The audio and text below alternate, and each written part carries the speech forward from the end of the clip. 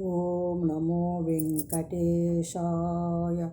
ఓం నమో వెంకటేశాయ. శ్రీ వెంకటేశ్వర స్వామి జీవిత చరిత్రలో తీర్థ మహిమలు. శ్రీ వెంకటాచలమును సుమారు ఆమడు వెడల్పు 30 ఆమడ విస్తీర్ణములో కలిగి 364 పుణ్యతీర్థములు క్షేత్రంలో విరజల్లుచున్నది. భక్తితో ఈ తీర్థమయందు స్నానమాచరించిన మాత్రంబు పంచమహాపాతకములు నశించును. ఆరోగ్యము భోగభాగ్యములు కలిగి సుఖముగా వర్ధిల్లును. అనేక పురాణములు ఘోషించుతున్నవి. స్వామి పుష్కరిణి తీర్థమహత్యము. వెంకటాచలము గల నా తీర్థములో ప్రసిద్ధి చెందింది తీర్థము. ఈ తీర్థముందు శ్రీమన్నారాయుడు సతీ సమేతుడైన స్నానం ఆచరించుండేవారు. ఒకనాడు చంద్రవంశరాజు నందుకు తన కుమారుడైన ధర్మగుప్తునికి రాజపట్టాభిషేకము అనర్చి తాను అరణ్యములకు పోయి తపస్సు చేసుకొనుచుండెను. కొంతకాలము ధర్మగుప్తుడు వేటాడుచు అరణ్యమునకు పోయి మృగములు వేటాడి అలసిపోయి అరణ్యమునందు క్రొద్ది కుంగినందువలన ఆత్మరక్షణ కొరకు చెట్టునెక్కి కూర్చుండెను. ఆ సమయములో సింహము ఎలుగుబంటి తరుముకుంటూ వస్తూ భయపెట్టి ఎలుగుబంటు రాజు ఉన్న చెట్టెక్కెను. రాజు ఎలుగుబంటుకు చూసి భయపడుచుండగా ఎలుగుబంటు రాజుకు ధైర్యము చెప్పి, ఈ సింహము నన్ను చంపుటకే చెట్టు కింద కాపలా ఉన్నది. మరి పొరపాటున క్రింద పడినాన చంపుటకు కాపలా ఉన్నది. క్రింద పడి శార్దూలమ మనముకు చంపుటకు. కావున అర్ధరాత్రి వరకు నీవు నా తొడపై పడుండు, నిద్రపో. తర్వాత నీ తొడపై నేను నిద్రపోదును. సూర్యుడు ఉదయించిన సింహం వెళ్ళిపోవును, మళ్ళీ నిర్భయముగా వెళ్ళవచ్చు అని చెప్పాను. రాజులందరూ సమ్మతించి ఎలుగుబంటు తొడపై నిద్రించెను. సింహము ఎలుగుబంటును పిలిచి, నీవు రాజుని కింద పడతోయి, నా ఆకలి తీర్చుకుంటాను, వెళ్ళిపోతాను, నీ దారి నువ్వు పోవచ్చు అనగా ఎలుగుబంటు సమ్మతించక రాజును జాగ్రత్తగా కాపాడెను. అర్ధరాత్రి గడిచిన పిదప రాజు తొడపై ఎలుగుబంటు నిద్రపోయెను. సింహమును రాజుని పిలిచి, రాజా, ఎలుగుబంటు క్రూర జంతువు, నీకు వెళ్ళవను. నీవు ఎలుగుబంటుచే చావు తప్పింది. కానీ నువ్వు ఎలుగుబంటుకు కిందకు తోసిన ఎడల దాన్ని చంపి తిని నా దారి పోయిదను, నువ్వు నిర్భయముగా పోవచ్చు అని సింహం మాటలు నమ్మి రాజు తొడపై ఉన్న ఎలుగుబంటి కిందకు పడతోసెను. దైవానుగ్రహం వలన తటాలన ఎలుగుబంటు కొమ్మన పట్టుకుని, ఓ సింహము, నీవు కుబేరుని మంత్రముపై చంద్రుడు, నీ మంత్రంపై భద్రుడైన వాడువు. నీవు కుబేరుని మంత్రవైపు భద్రుడై వాడువు. గౌతమ మహర్షి శాసనముల వల్ల ఇట్లయితే నీవు ధర్మభ్రష్టుడు, భృగవంశికి సంభవు. నీవు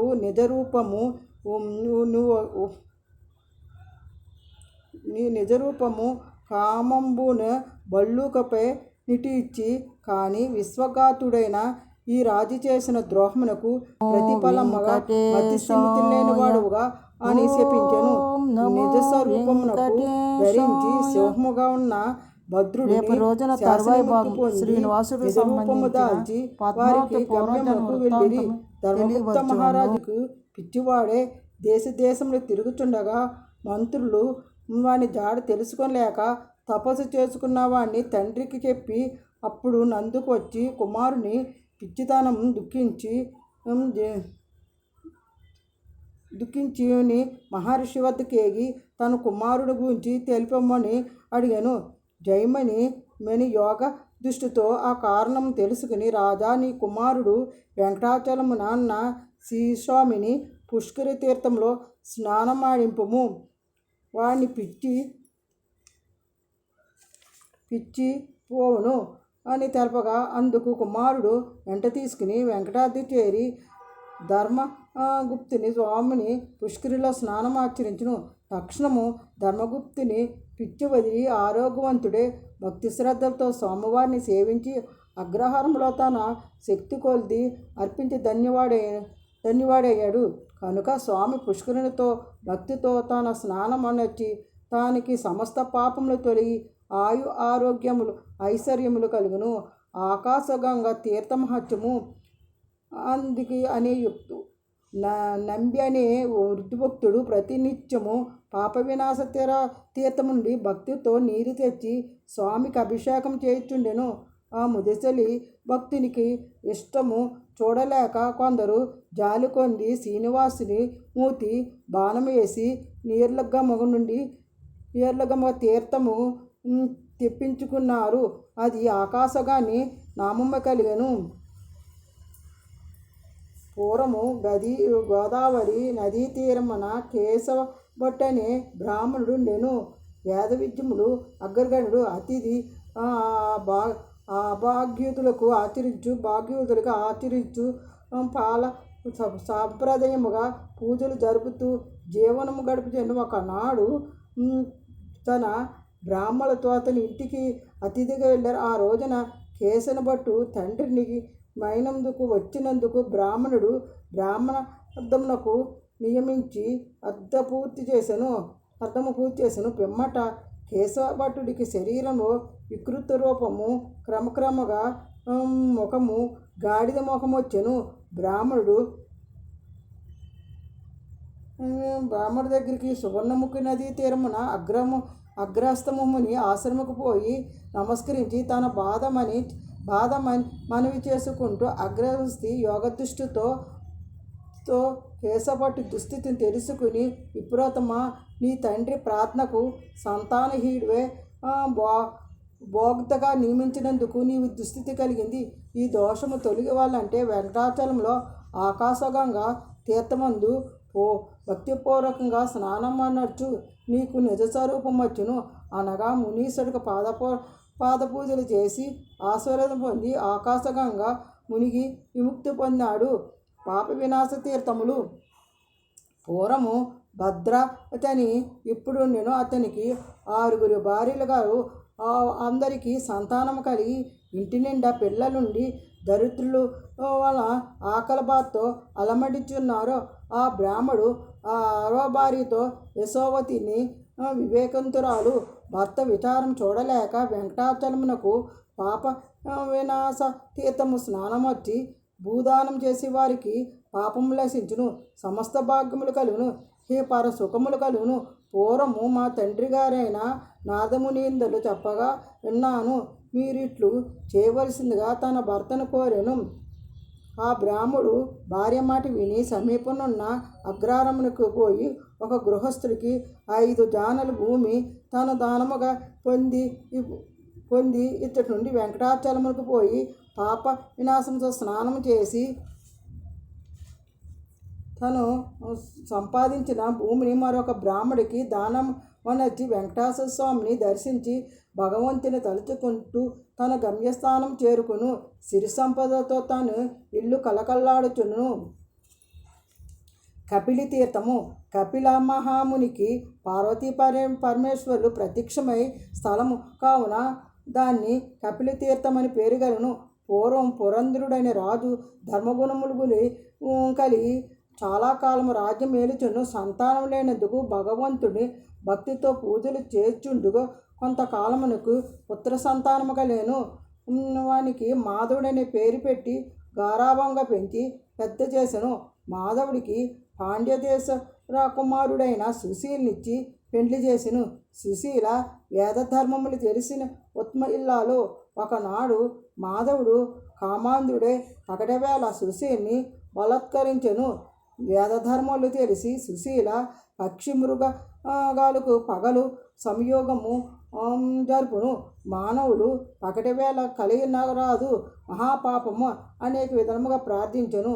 మాధవుడు భార్యపై విరక్తి చెంది అరణ్య మార్గమును పోచుండగా ఒక చెట్టు మీద అందగత్తి కూర్చెను.